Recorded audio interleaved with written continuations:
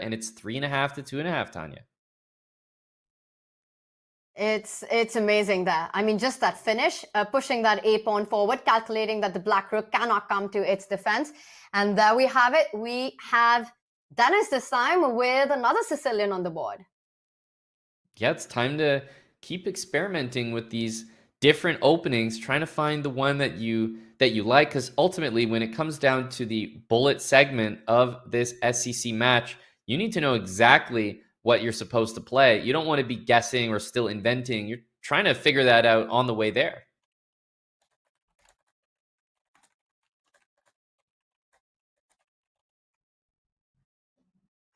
Wow. So a lot happening here, but this is still familiar territory for the players so far. But to me, it just looks like absolute chaos on the board from the very start. As the a6 pawn does fall, bishop takes pawn, the queen comes out, rook takes knight, a threat on the board. And d6 falls.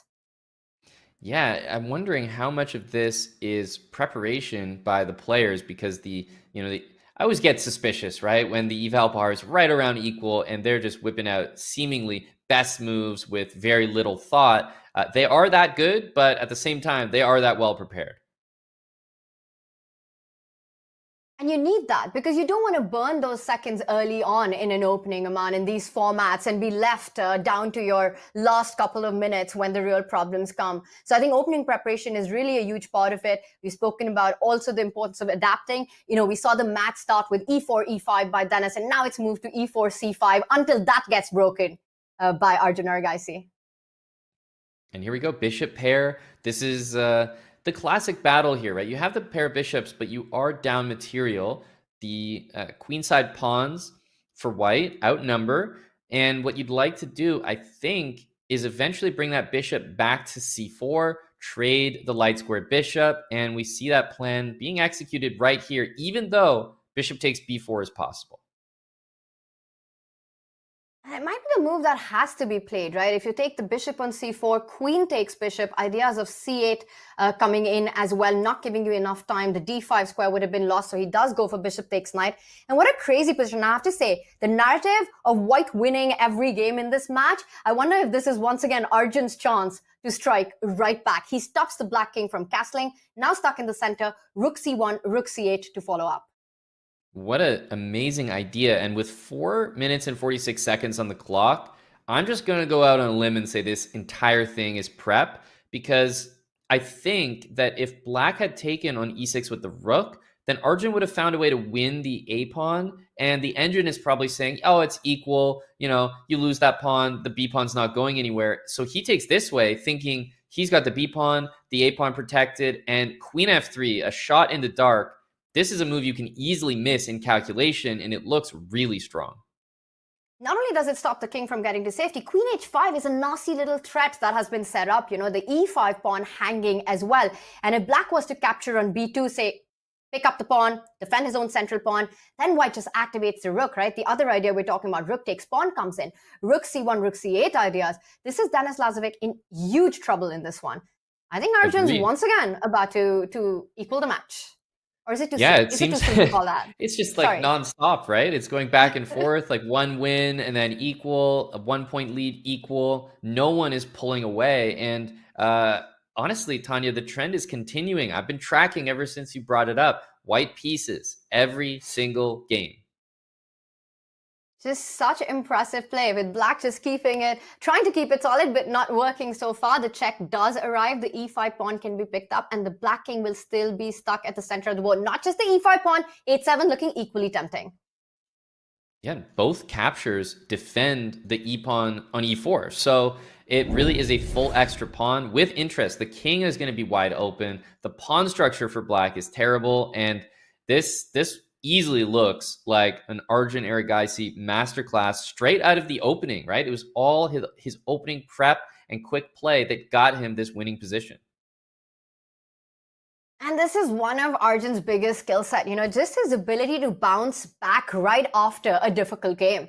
And it just doesn't bog him down. And I think this is also something so quintessential to the younger generation, their ability to come back so quickly, to let the last game just be, to forget about it. The goldfish memory is super strong with these guys.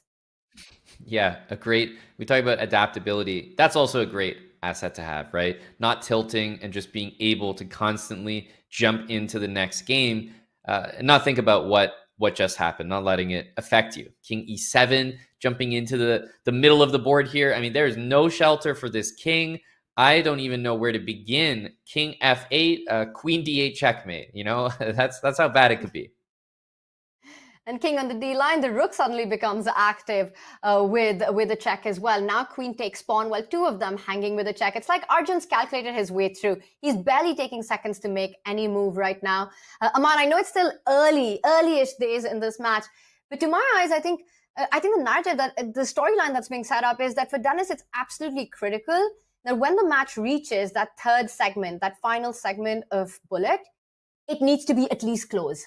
I think if Arjun's able to pull away by, let's say, a 2-point margin over the next few games or in the 3+1 segment, I think it's going to be incredibly hard for Denis to bounce back. So for Denis to keep that momentum where he takes the lead, even if it means that Arjun comes back, it's very important for him because in 1+1, it's anyone's match. It has to be Yeah, close for Denis's chance. completely agree. And I'm looking at the match clock as you're saying that, and it's exactly expired. So that means this could just end up completely level after the 5-minute portion. And we know that Arjun had that slight edge head to head in the bullet. So that's probably where he wants things.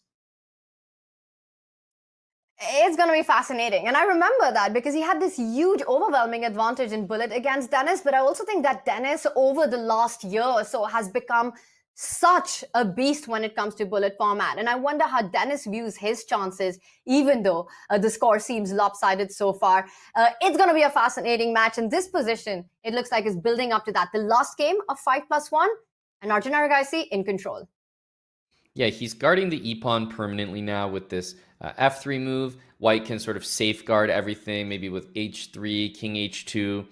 He's welcoming the idea of queen takes b2. Any kind of trade, white picks up the h-pawn, and it's going to be 4-on-2. It's not just a one-pawn advantage. A two-pawn advantage in a rook endgame is enough to win. That would be massive. I think that Denis's best chance is to keep all the majors on the board. Any trade would suit Arjun just fine, especially if he's able to vacuum over the entire queen side. Right now, Denis attacks the queen. Queen comes back, and I wonder if this gives the opportunity to centralize the queen on d4, and he does it. And now the rook on f2 pin, rook takes pawn was a threat. Yeah, he's trying to play rook b5, rook takes b2, which, I mean, I can understand, but I think at this point, it might be counterattack time with rook c1 or rook c2. Like, I think white has some very serious threats to be making down there. He goes for your idea, Aman, and it makes so much sense. You just bring the final piece into the attack. If rook takes pawn, you can trade. There are ideas of rook check and followed by queen checks, which do look devastating for black currently as well. Up 2 pawns. Arjun keeping it calm and cool. And you can see the difference. If black has a pawn on h6, suddenly there's shelter. It really is it's the thing that you can just never do without. King safety in chess. It's a problem to deal with for eternity, right? Because your opponent will always have compensation, will always have tricks up the board as long as your king is unsafe and there are pieces to get to it. Arjun trying to do just that. Do not expect a repetition here. He's going to try to find a way to bring his queen into the attack. He now. Amazing. Just